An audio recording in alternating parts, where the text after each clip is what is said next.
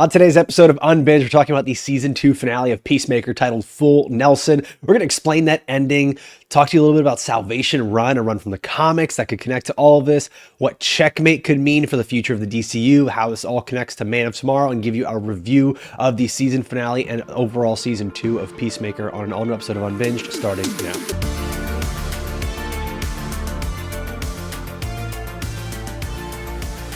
Welcome into Unbinged, the podcast about the shows and movies you love to binge. I'm Alfredo Brown, joined as always, got Jagger May, Matt Kaufhammer. Guys, this finale, it definitely subverted expectations. I think there's a lot of complicated emotions when talking about the finale of this show. We want to explain this ending for everybody and get into the nitty gritty of that. But before we do, let's get the spoiler warning. This is your one and only warning that we're about to spoil Peacemaker and the entire DCU. Guess what? There's music. There was definitely a lot of music. It's not James Gunn if there's not like 6 needle drops in the episode. But yeah, man, this ending, I will say the finale of Peacemaker, like I said, it subverted expectations. It wasn't quite what we expected, but I want to go into the details of what this ending could mean for the future of the DCU and how it connects to Man of Tomorrow, Superman Man of Tomorrow, because that's been a big deal. It's been made of over and over and over. And guys, this does seem like it is starting up Salvation Run, which is a 7-issue comic run all about Amanda Waller basically just getting fed up with the villains in the DCU and sending them all to their own personal void called Salvation. And that's where we see the Joker and Lex Luthor and a bunch of other villains all kind of in this, let's call it like Mad Max type universe where they're all vying for power and creating factions and everything. Jag, what could this mean? What are you looking forward to seeing from this potential Salvation Run? Obviously, we're swapping Amanda Waller for Rick Flag Sr., and that could be interchangeable. Like, obviously, I think Amanda Waller is still very much in play and on the board here. But it's like you said, man, James Gunn's doing a really good job at expanding the sandbox. Then that is the one thing. Like, we'll talk about what the finale gave us aside, but what it gave us from a DCU standpoint, I really enjoy, because it's not so much that we are going to get, oh, here's another show. Like, we're going to get the Salvation Run show. It's just making Peacemaker a little bit bigger. And I'm sure we're going to talk everything about Checkmate and what that implies, but just makes that universe a little bit bigger within Peacemaker. So, like, I keep talking and using the sandbox metaphor to describe the DCU, but it's at the point now where it's a full-blown playground and we have multiple sandboxes, multiple monkey bars. So, and I also like that this is a place and not a full-blown world, you know? Like, I don't need the multiverse, Doctor Strange portal bullshit. I don't need that, you know? I love that you said that. There's a direct quote from James Gunn over on Threads where he said, "I don't care about the multiverse that much. Other dimensions are just ways to help tell the stories about our Earth." And I honestly think that's where we're going with this. I don't think that we're actually going to get the full-on Salvation Run storyline. Like, that would be, it'd be really cool, and I think that fans would be really into that, but I also think that'd be a big challenge to get all these villains out of nowhere, introduce them, cast someone like the Joker. There's a lot of storytelling that has to go into that to get all these villains into one place, or even just a bunch of metahumans into one place. James Gunn talked about it on the Peacemaker official podcast afterwards, that this is only part of the main story and not even the main story going forward. This is just like a small equation. And he's mentioned that he likes to do this. He likes to take things that are almost throwaways or bits and pieces of stories and connect them to something bigger. That's what he did with the QUC. Koff, what are your thoughts on that? Like, what would you love to see from James Gunn going forward here? Right. So I think it's pretty telling that he used the phrase, "this is just a small equation," aka the anti-life equation, because I think all roads lead to Apocalypse and Darkseid. I mean, he keeps throwing in these little breadcrumbs, and that's when we go to the Salvation Run, that's the big bad, is Darkseid.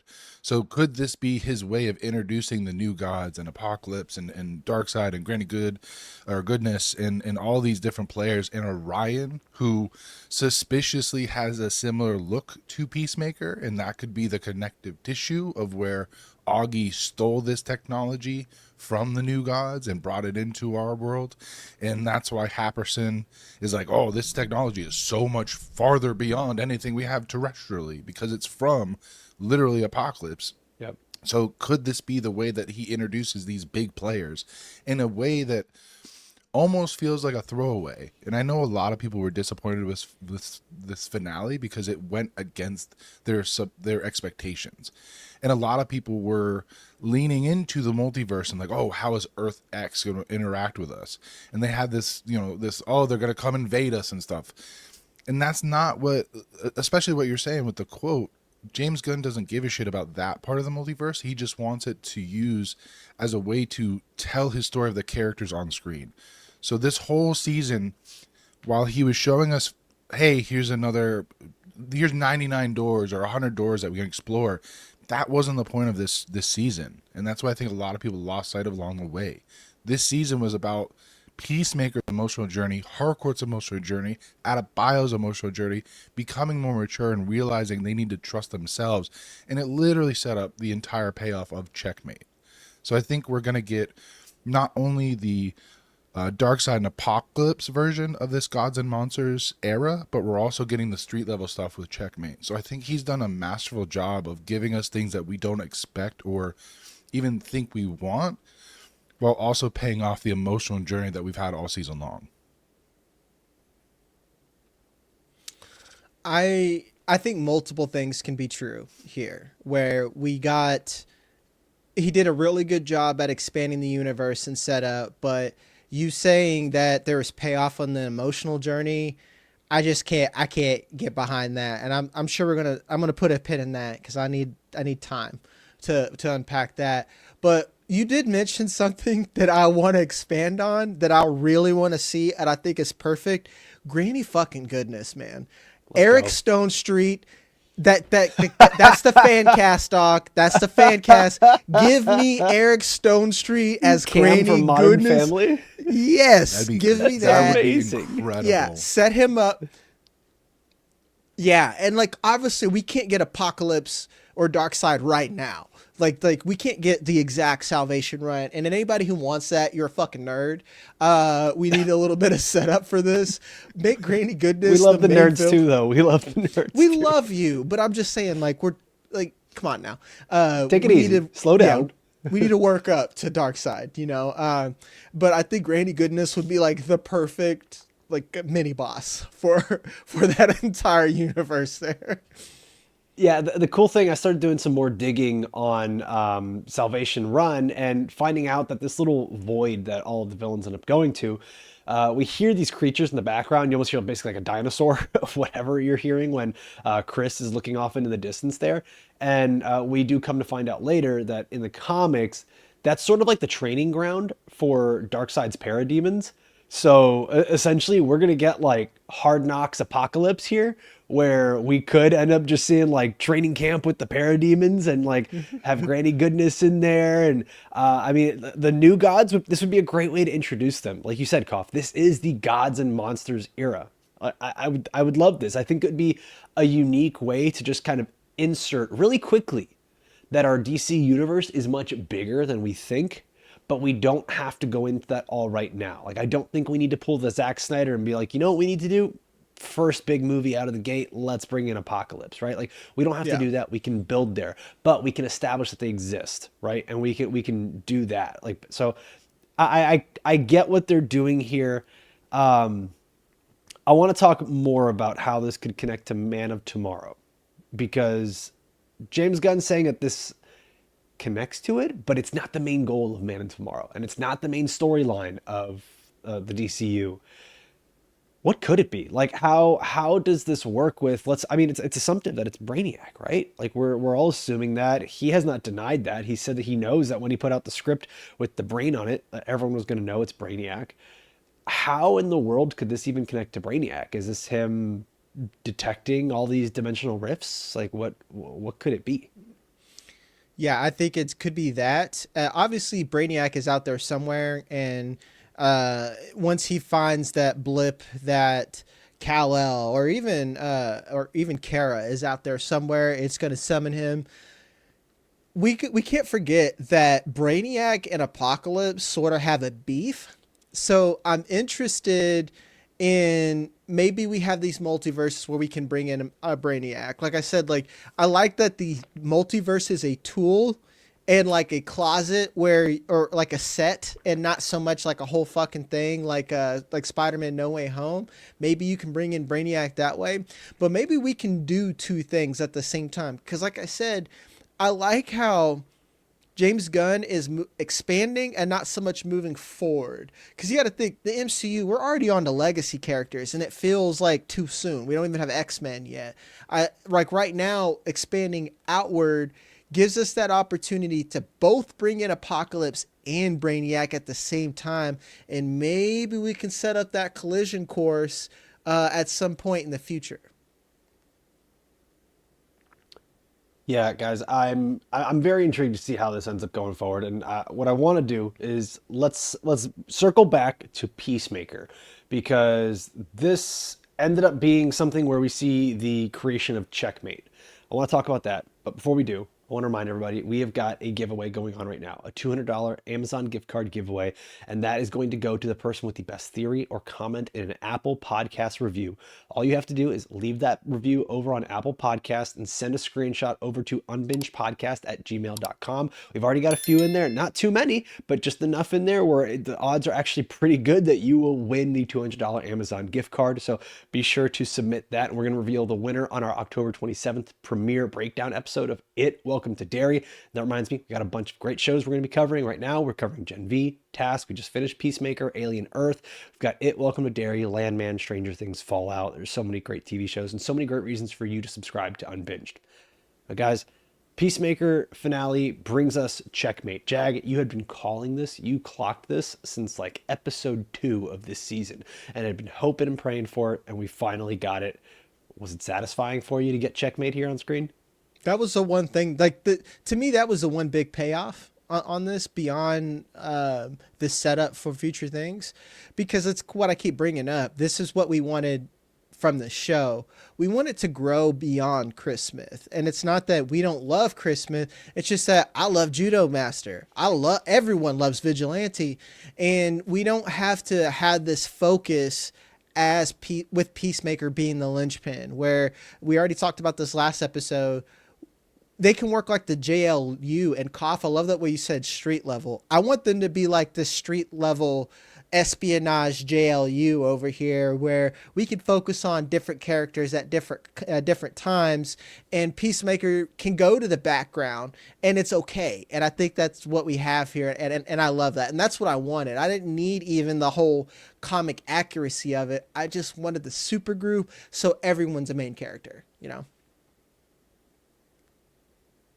Absolutely. I'm looking forward to a it's gonna be weird, but like a office-esque environment where we're getting some pair-offs of different characters. So we'll get like, we've already gotten Economist and Vigilante a lot this season, so I want to see somebody like Vigilante and Sasha Bordeaux. How do they interact, right? Is it going to be like a Creed and a Pam situation, or is, you know, what are some of the wacky situations Vigilante and Flurry were already doing some amazing trivia together. Yes, Yeah, exactly. And Flurry playing along with him, like, yeah, you can book a spider, buy it at Whole Foods. Fantastic. I love that interaction. So I'm looking forward to more of that, and that's what Checkmate can really give us, while also giving us some intriguing storylines, hopefully from like an espionage standpoint, and going up against Flag and Argus and trying to stop some of the fuckery they're getting up to.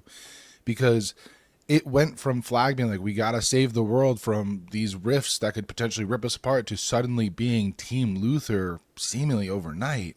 So how does that play out, especially when you have a new organization that is diametrically opposed to what you're doing? And while Flag has all the backing of the U.S. government and the seemingly the resources, you've got this new group who they know the playbook because they've worked for Argus. How are they going to be able to stop or hinder some of this fuckery that's going on with Flag? And that's what I look forward to. Yeah, man. Checkmate, I think, is going to be interesting because it leaves things very open to how James Gunn can use these characters. Mm-hmm. And I don't think we necessarily need to have a Checkmate show. I know that in the past there was a Waller show that was scheduled to be created, and that got taken off the docket. And maybe this is a way to reintroduce Amanda Waller. But Jack, I think the way you say it is that like we have a sandbox to play in, and then the sandbox gets bigger, or you create more sandboxes. And I think what this kind of does is it almost makes a device here for whatever the next DC show is, or like what James Gunn has said is he has unnamed projects that he hasn't revealed yet. Like Checkmate could be one of them, right? But this is also becomes a thing where it's like these characters can show up in various movies or various shows and be like, oh my god, it's John Economos like in the middle of nowhere, right? I think that's more or less what we're doing here. But it would be a shame to not see these characters anymore altogether. It would be an absolute shame to only get them in cameo form. Do you guys think they're going to go forward with a new season of Peacemaker? Is this a new season of Checkmate? Is like what are they going to end up doing here for the DCU? I think that it needs to be at least a show. And here's why it works. It's because Checkmate will eliminate a future season of Peacemaker and Waller. And I know we keep talking about homework being a problem. This gives us less homework. It's like, cool. All these characters exist in the same like ground level. Checkmate could be like the one DC show. Like you don't even have to have any other live action shows. Exactly. And then like to me, you could have ground level and then you have the JLU level. And then if you want another show, maybe some space DC, you know, because like there's a lot of shit that happens up there. Like I almost feel like the Lanterns, they got so much. That's what I was about to bring up. I was like, Lanterns have their own shit that goes on up there. And that can be like your model where you have two shows that show different sides and then your movies that you're focused and you don't feel like you have a ton of homework. Because again, I've recently went through the entire MCU up until like all the way up until the end of the Infinity Saga. Even there's a lot of movies, it doesn't feel like homework. You're just having a good time. It's just that when you have those slowdowns for bad TV, that's the issue. Yeah. It really, the thing that needs to go forward is James Gunn needs to stick to his mantra of quality over quantity. And that's really where I think the MCU fell apart, where they were just pumping out different projects because they're like, oh, it's almost late, we got to get it out. Whereas James Gunn has been adamant about, we're not going to release something unless it's ready, unless it makes sense, unless it fits.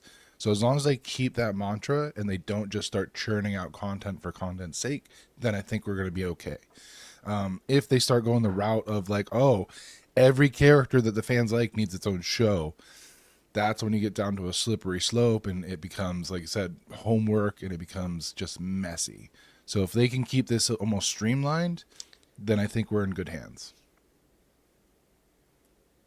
It's when you start hearing those announcements where they're like we hear that James Gunn's looking for a role for Sydney Sweeney in the DCU. It's like, no. Like you need to make a character and then cast it. Don't try like to the Russo brothers saying like, oh, we'll get Millie Bobby Brown in anything. Yeah, it's like that's nobody wants that. Nobody wants this. Like, except maybe we Millie finally Bobby have Brown. our Venom in the Marvel universe. Like, no Millie thanks. Bobby Brown. Millie Bobby Brown. That's so good.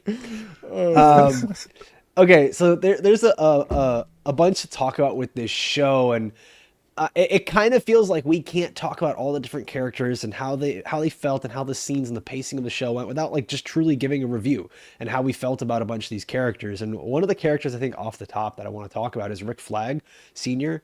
and the heel turn that we get here. Not that he was ever really a good guy, but you kind of get him from just being someone who's going along looking for his own personal revenge on Peacemaker to just having a full-on hatred of metahumans and like being drunk with power. And is it fair to say that it happened and it felt like it happened over the course of this one episode, that he got so lost in his revenge narrative that he just ended up being drunk with this power? And like, this felt like a very different guy. This felt like a very different Rick Flag than we've had all season. And I think James Gunn tried to warn us, saying it's going to feel like a totally different show, but it almost felt like the final episode felt like its own unique, different show in a way. Creature is the Commandos one- feels, I don't want to say pointless. No, go Jag. Go I for it. was like, I don't want to say pointless, but it feels like, what was the purpose of introducing Rick Flag then? If we got a completely different character, because like my sister, she's in a Peacemaker. I'm like, man, if you want to like, really get an intro to Rick Flag, watch Creature Commandos. It's like, what's the fucking point? Because he feels like such a different character, and this is one of the few times where I question James Gunn's writing was these last couple of episodes. Like it feels very disjointed with the character. I'd almost rather him bring Waller back in to create a problem and do something else with Rick Flag Sr. But that's just me being a critic, I guess. Is this the way to bring her back? Is to have him be like totally unhinged, and they're like, well, fuck. At least with Waller, we kind of knew what her goals were. I guess it just really destroyed a character I like at this point, Yeah. And I don't mean that he's like irredeemable. Like obviously he can't. I'm just like, it really was like over an hour. He switched his tune. He's like pro Lex Luthor. It's like he watched one video and got recruited into ICE. He's just like, oh wow, you're making some points. He was my dad hitting that YouTube, and he was like, well, now I know how I feel about these metahumans. Yeah, exactly. Yep. So yes, I agree with you, Jack. This was a complete departure from what I expected from Rick Flag, especially the whole scene where he's like celebrating with the former LexCorp employees as they're getting all these new data, and then two of them are doing rails of coke off the desk, and then he's high-five. That was very strange. The one thing, and I think this is probably completely false, is maybe this wasn't actually Rick Flag, and this was somebody like Clayface pretending to be Rick Flag, especially if Lex Luthor is pulling the strings behind the scene, because we already saw that happen in Creature Commandos, where Clayface got a cameo pretending to be somebody else who was wildly different, acting wildly different than that person normally did. So could this be a potential doppelganger or replacement where Rick Flag has been replaced by Lex Luthor pulling the strings so that way he can get his actual end goal? Because they even called it out in the episode. The one Secretary of Defense guy was like, hey, this is completely different than what you were saying last month. So could that be a possibility? And would that be satisfying for you guys? Or would it be like, ugh, I hate this trope that they're just replacing somebody with a doppelganger? Cough. You've gained enough cachet that I'm gonna let you shoot from half court from now on. You can keep doing it. Yeah, like for real. Like I'll pass you the rock when you're open now. Like I'm just like, okay, because it's like to me it makes sense, and like it makes sense. That part I would be satisfied with. I would be happy with. And now let's just get the elephant out of the room. Here's my issue with it. We haven't even talked about this. Spoilers, guys, behind the scenes. We tried to record last night, but we had some internet issues. We didn't even bring this up last night either. And this is the damning issue of why this wasn't a great finale and why we didn't have payoff.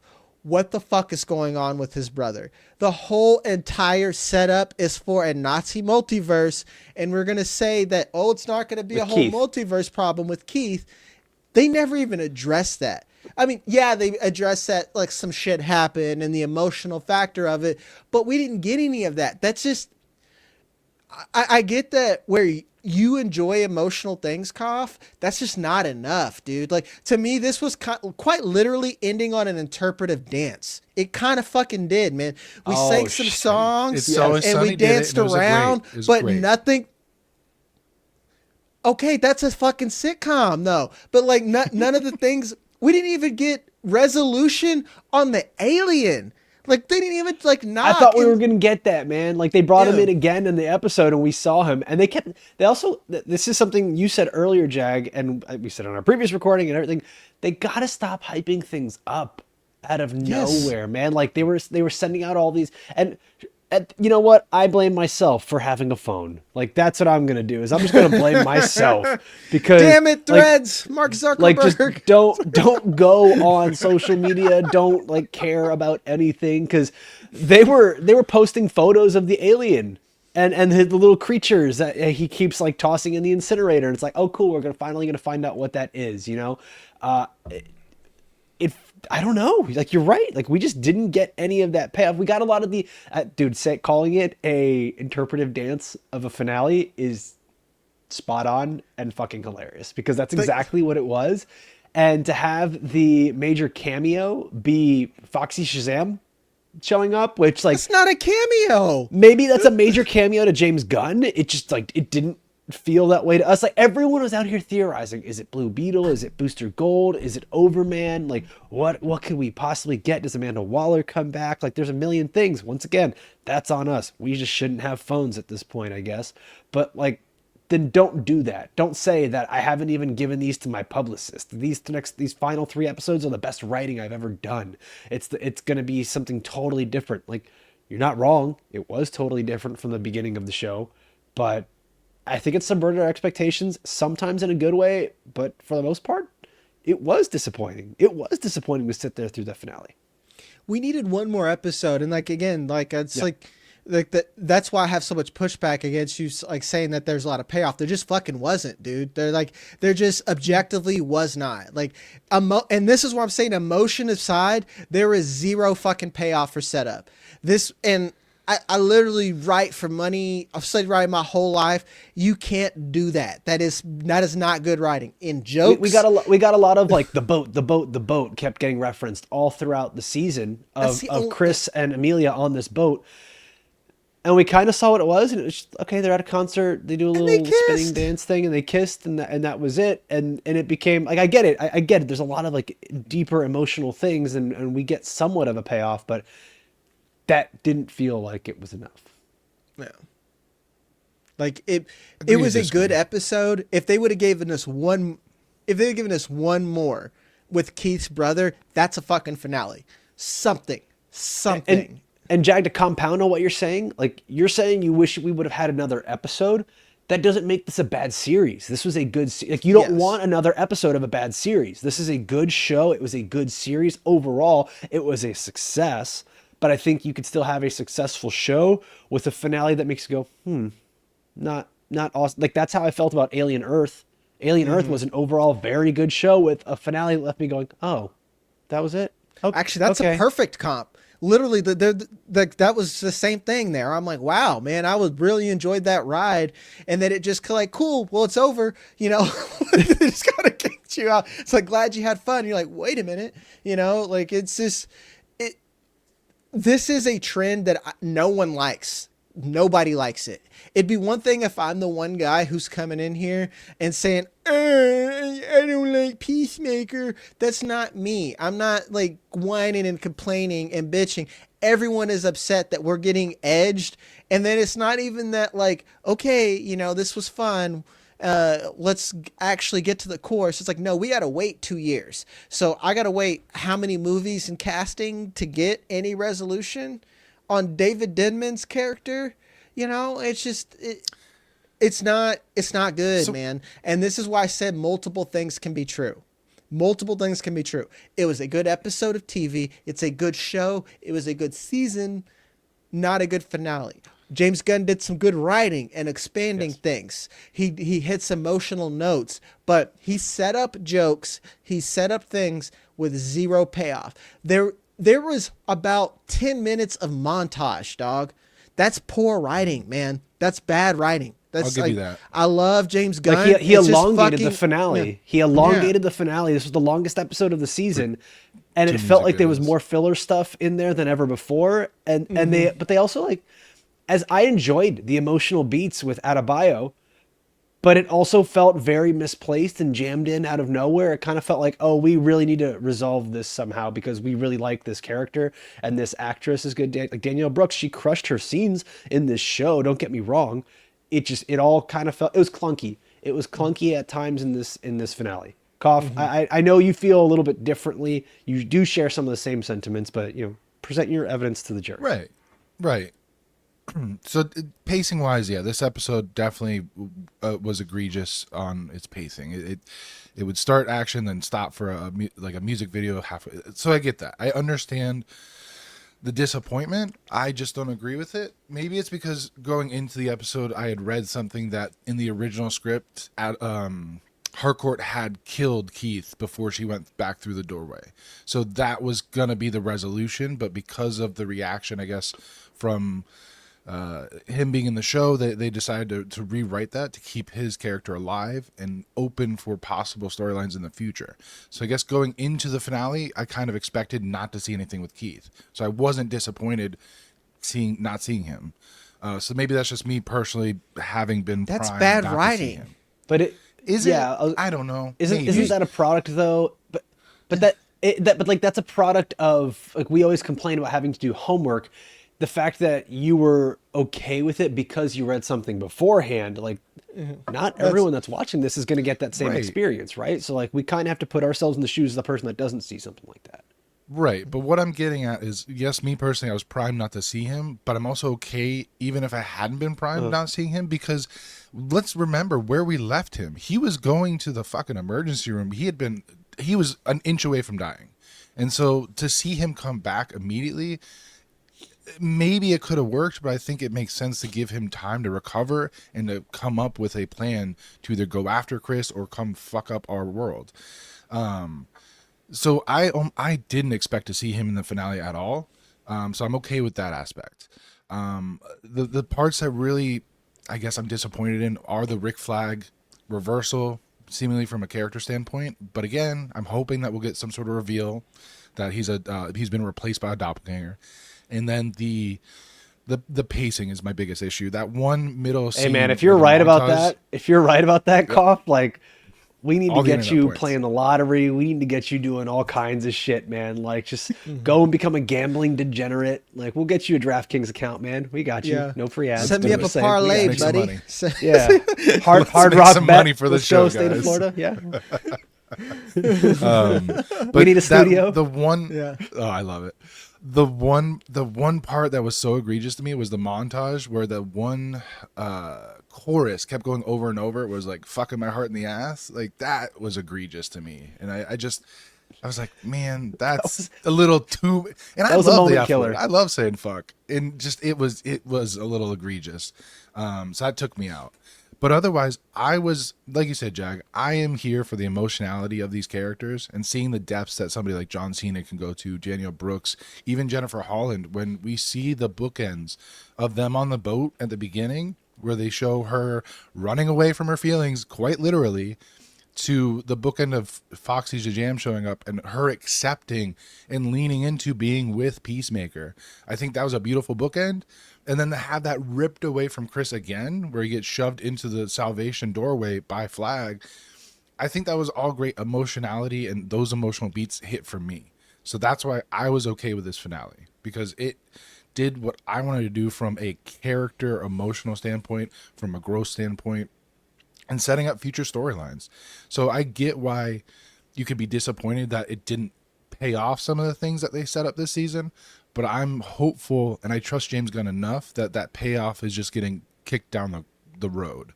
And while in the moment that seems disappointing, I think it may end up being a payoff that we're going to be like, shit, that was awesome. So I'm still hopeful for the future, I guess. Yeah, I wouldn't say that we're not hopeful for the future. Like, I'm still very hopeful for the DCU, and like, I still have plenty of trust in James Gunn. I would say that I think that this was like we said, it's a good season of Peacemaker. It's even a decent episode. It's not a great finale. And what this felt very reminiscent of, it felt very reminiscent of Guardians 3, where it almost felt like something where we are celebrating these characters, we're celebrating the strong emotional beats. But Guardians 3 was like a direct end to a bunch of storylines, and like, hey, we're going to branch off and do these different things. And so like they had to go to a place and come to a finite ending for that group of characters. Whereas Peacemaker, he didn't have to do that, and I don't think he even knew how to end it, except for saying like, we're setting up more for the DCU, get excited everybody. And I think that is, I'm just going to say, like, I think that's potentially a little bit of the rake that you step on being a studio head, is that now everything you direct, you're thinking of the big picture and how it's going to connect to the next thing. And it might just be an inadvertent thing that James Gunn is doing at this point, where we've gotten used to it with Marvel. He is very concerned with the big overall picture and storytelling of the DCU, which as he should be. But sometimes it's okay to kind of close those circles and be like, this is the Peacemaker story. Yeah. And that's what I was hoping. I was hoping that the Peacemaker story would close and not end Peacemaker, the character, but open up to where we are with Checkmate. And I just don't think that we got that at all.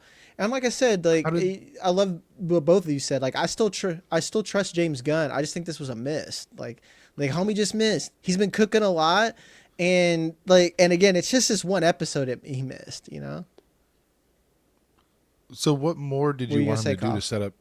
Yeah, what more did you want him to do to set up Checkmate? Because I thought he did a great job of giving us basically. It was a little goofy. It felt like a Full House introduction where they get the little montage of them all being in the office and they walk in slow motion next to each other and all smiling. Like we got more set up for the Michael Scott Paper Company. Yes. Than we did Checkmate. That's what I meant. Yeah, and it's like I'm not complaining about the Checkmate setup. Just end a storyline. End it, man. Like that's what. Like end things and move on. Like you should have ended the Keith storyline. Like the fact that he changed, like what you read, Koff, you read that as like, I don't know how you read that about him. Well, people liked his character, so we changed it. I'm like, that's a shit reason to change your writing. That's a shit reason to change it. He did it with Peacemaker because people he did it with Peacemaker. He killed him in Suicide Squad and then brought him back because he liked working with John Cena. The reception was great, and it gave him an opportunity. So same situation, just with David Denman. He took time to write it, dude. Like I've heard everything that he did to write this. He's like, I was on vacation and I was locked up writing it. This whole season reads like a really busy man who didn't have time to write it. Like it's just like it's buddy, it is. I think he's trying to stay hot. He's trying to stay hot. Like he's like his pen is on fire. He's just trying to stay hot right now because he writes Peacemaker season 1. He does Superman Man of Tomorrow. He goes Peacemaker season 2. Actually, just regular Superman and then Peacemaker season 2, Man of Tomorrow, Creature Commandos. He did all these different things and he's just kind of like keep going. And I think he's trying to do that. It almost feels like a parent that's just trying to set up their kid with like all the right values and morals and everything, and to be like, okay, you're grown now, go Lanterns and Supergirl and all these other things, fly DCU, let's see you leave the nest. And I don't know if it's like Jag, like what you're saying is it might be happening too fast, where like he does seem like he's busy. Once again, I think I don't want it to be overstated. This was a good season of television. Like I can't say it enough times. This was good. The problem is I think that our bar for James Gunn has been raised to an extent where we're like, good isn't good enough for you anymore, homie. Like you're very good at this. We expect your level of very good writing and very good TV, very good movies. Whereas it's the like Tom Brady effect. It had those moments where it felt like a music video. It's Super Bowl I was gonna bust. say Jordan and LeBron, man. Like, yeah. It's like we're expecting a Super Bowl every time with you, and that's okay. That's why I literally said it's like I'm not where I'm even close to I am with like several franchises. You know, at this point, I'm just like, buddy, this was kind of a miss. Let's clean that shit up, and we'll get him next time. That's kind of where I mean, it's yeah. It really is. I do want to talk about like a character in here because I think that there's something that James Gunn did. He had been doing it through Superman, where he talked about immigrants and how like Superman is in fact an illegal alien, and he kind of has continued a lot of the cultural relevance through the shows. Where I mean, obviously we end up in Earth X, where I mean it mirrors some things of how certain people feel about other people. I don't think I need to spell it out for everybody. You get it. But there was an interesting moment here where I'm curious to see where he's going to go with that. And it's with Sasha Bordeaux, who, yes, she's a metahuman, but I mentioned this on the show. We had Shadow Realmed that we recorded and then just sent it off to the void. I'm Cuban. I know what it's like being a Cuban person growing up in South Florida. They even made their own little music video, I Will Vote for Donald Trump. And now there's a bunch of Cuban people being like, I didn't vote for this though. And that's kind of how it feels with Sasha Bordeaux, who was like, okay, let me help Rick Flag. Let me help Argus. Let's get the QUC. And then all of a sudden when he's like, hey, by the way, we're going to be putting metahumans in this alternate dimension prison. She's like, I didn't vote for this. It felt very reminiscent of what we're seeing in the real world. Oh no, the It's a leopards ate my Parademon face Alcatraz. after. Oh, this is very much the leopard ate my face after I voted for the party of leopards eating faces. Yeah, this is. We see it all too often in the real world where people don't think It's through it's the it's man. consequences of their What are you gonna do? actions. Stab me, man who was stabbed? Exactly. Yeah, People just don't think through their thought process until it personally affects them. And we saw that in real time with Sasha Bordeaux, where she was literally sleeping with Flag. She was in bed with him. And then it wasn't until she started seeing agents die in front of her that she's like, oh, this is bad. We're doing this for a prison. Oh no. And it happened quick in our eyes because it was a montage. That was over days and weeks of people just dying one right after the other. Like, it took a minute. Yep. Yeah. So That's and I guess it does happen one at a time. Like you have your soldiers in there, but like, man, like it's pretty fucking egregious to QP. kill that many people. Cocaine's hell of a drug. Yeah. QP. Rest in Man. peace. that titty At story, least he that, got a that good stripper story. strip story in. Oh, I wish I could go back and not hear that story. Blondie will enjoy it, and anyone listening will enjoy it. He'll enjoy it later. I do. So there, you want to talk about payoff? There you go. There's your little interdimensional imps payoff from when Keith and Chris and Augie were talking in the library that one time. So Bro, if the that's what Candyland imps. Fuck. bro, if that's what they were dealing with as children and they survived, like how badass are Keith and Chris, right? Like the fact that Argus agents were literally eaten by these imps, that two children and Augie could deal with it and laugh about it years later. We almost killed titties. Almost killed titties. Cough picked a bad time to take a drink. Almost true. I don't know about you guys, but like some of the better moments from this episode was the John Economos trying to distract mustache guy. I can't remember his name, but like John Economos and Harcourt says it out loud. She's like, "You are the worst." Happerstein, yeah. She's like, "You're just the worst black ops like agent ever." And he's just kind of like, "Who the fuck said I was black ops? Like, who said I could do this?" Yeah. Did you see the? Did you watch tag the at prawns at the game? end of the There was- episode? Yeah. Yeah, where the tag lady's again when just he's talking laughing about the uncontrollably at serious- his shitty joke. Guess who's got a new fan? Oh, so good, so good. That's this type of stuff I can't wait to see in Checkmate. And I love what we have with Checkmate now. So just to give you the roster for Checkmate, we got Harcourt, Adebayo, Vigilante, Economos, Sasha Bordeaux, Fleury, Judo Master. Anyone else you think we're going to get there into Checkmate? Like potential, could we get new characters introduced? Is there anyone else currently in the show that we didn't get?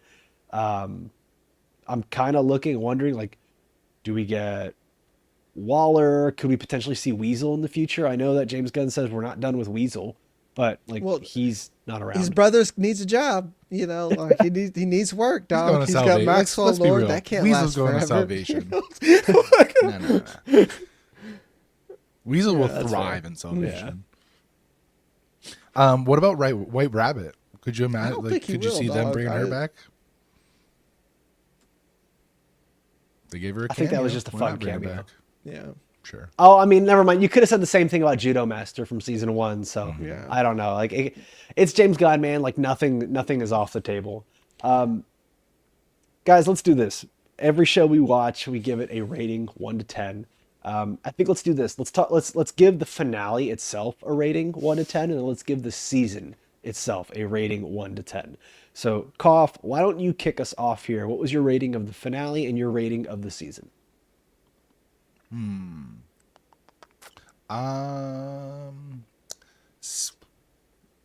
that's tough. 7.5 for the finale. Those are Just sounds. because you're right. You're right. There were flaws with it. It was not a perfect episode of finale by any means, but I was satisfied enough with it to be okay. For the season, I'll give it an 8. I think the biggest, most egregious thing was pacing, especially in the middle of the season where things seem to be treading water more than moving forward. But overall, I enjoyed this season. I thought we saw incredible performances from the cast, and we got some really, really fun moments, as well as expanding this universe in a really satisfying way. So I'll give it a solid 8 for the season. Jag's face right now, just Jag, what about you? Disgusted. Oh, that's actually just my resting disgust face. Like I'm just RDF, maybe. Yeah. I think it's season 7. This season finale is like a generous 6. Like that's a generous 6. Yeah, I'm in a very similar territory. The finale was like a 6, maybe for some of the emotional beats, I'll give it a 6.5. But like everything was so clunky, and the music video stuff and the expectation that was set by James Gunn in the studio, like I can't even put it at a 7. But the season itself, I do think was still a good season of television. I'm gonna put it at a 7.5, just like right in between where you guys are at. I'll ride the fence. Like I don't think this was a bad season of television. Do you think it was better or worse than season 1? Yes. Okay. Season 1 was better. Season 1 had resolution. Yeah, I think season 1 was better, man. Season 1 had resolution. It had everything. It had everything that made this season good with resolution. It also didn't have expectations. Season 2 had more expectations. I think that's what I was gonna say. Is like, did we fall victim to expectation? No. Okay. No, I'm sorry, guys. Like I have to put like my foot down on this. That is bad writing. It is objectively bad writing when you set up and you don't have payoff. It has nothing to do with emotions, nothing to do with expectations. If you set something up, you knock it down. It's with comedy writing. It's with horror. Everything is set up and payoff. That is the number one basis of writing. Sorry, I have to say that. It's just like... No, you're good. You're good. I wanted to ask that question there because that's what I was thinking yesterday. I was saying, okay, I really liked season 1 of Peacemaker, but I had 0 expectations going in. I kind of thought it was going to be a terrible show. I happened to enjoy it. And then this, like I came into this being like, oh man, I'm so hyped for Peacemaker season 2. And I was like, it was good. It was good. And that's okay. That's where I asked the question, like, did emotion and expectation get in the way of how we felt about it? But I mean, I think you're right. Like the more you try to look at it objectively, there were enough misses in this season where, like we've said, and we'll keep repeating it, good season of television, not great. And we've come to expect differently from James Gunn. And that's not to say that we didn't get excellent performances. I think John Cena has elevated to a whole new level. I think we got to see some excellent stuff from Jennifer Holland, right? Like we saw some great acting from her, from Danielle Brooks. Like what's his name? Our guy Vigilante. Freddie Stroma. I'm forgetting Freddie Stroma. Oh, Freddie Stroma. Okay. I mean, he has ascended to like a new level of comedy that is just insane. Like I need to see him in more things. So I think if anything, what this show did was it created a lot of good individual moments and a lot of good individual beats for these actors where I think like the opportunity is just going to open up like crazy for them after Peacemaker here. But altogether, I don't know if Peacemaker was an excellent show. One little interjection here. Would you guys rather use blood money and possibly take on a blood curse or kill a judge's family to save me from prison? Yes. Like that sounds fucked up. I was like, I would do both of those things like this is another thing that two things. Yeah, I was like, two things can be true, Koff. I keep bringing this up. I was like, I would kill a judge for no money, but like if you like if Koff gets to be free and I get the money. Like this is a win-win scenario. Yeah, I love that scene though like with Adebayo blood using curse. What reverse psychology on him? So good. So you would get a blood curse for your friend? Thought you were a better friend. The way Vigilante treats his mom is so fucking funny, man. It's kind of awful. He is an angry, entitled 13-year-old white boy. Like that's exactly what it is. Yeah. Did you see what y'all ever snacks heard he had next Marcelo to him? Hernandez? What? He had like fruit by the foot, What's or next? fruit by the foot, and like goldfish next to him when Adebayo came down to his lair. He is tracks. playing That Princess tracks. Peach. Oh god, it's incredible. I want more of him. Yes. Yeah, dude. Like this is. I was saying. Marcelo Hernandez, the actor that's on SNL, he's a stand-up comedian. He's a Latino guy from down here in South Florida, and he's just like, yeah, you can't always tell that I'm Latino. He's like, I look like I tell my mother to shut up, and like that's exactly who Vigilante is. Just like an angry white boy telling his mom to shut up, and she's so fucking stupid. Like it's hilarious. Treat your moms with respect and kindness, everybody. Unless they're terrible. Nope. We'll get into that next episode. Man, this has been an awesome episode. I think that's going to be a wrap for us. We are going to be back again next week, Monday on YouTube for Task, and then on the audio side for Task as well. So, hey, if you're watching Peacemaker, you already have HBO Max. Catch up on Task this weekend. It is an awesome show. I'm all caught up. It's great. We're coming up to the finale, right? Or is this penultimate? This is penultimate. I don't know. Episode Penultimate? 6. 7 is finale. Penultimate. next Okay. week. Okay. So 2 episodes left. Okay. 2 episodes left. It's a short season. It's really good. So make sure to check that out. We also have It Welcome to Derry coming up on HBO Max as well. It's spooky season, guys. So get ready. Go watch the It movies. And we're going to be doing a fun one-off Halloween episode here coming up soon where it's not going to be about any type of movie or show or anything like that. So make sure you're tuned in for that. As always, I want to thank everybody for watching or listening all the way through. For myself, for Koff, for Jag. We'll see you next time. Adios.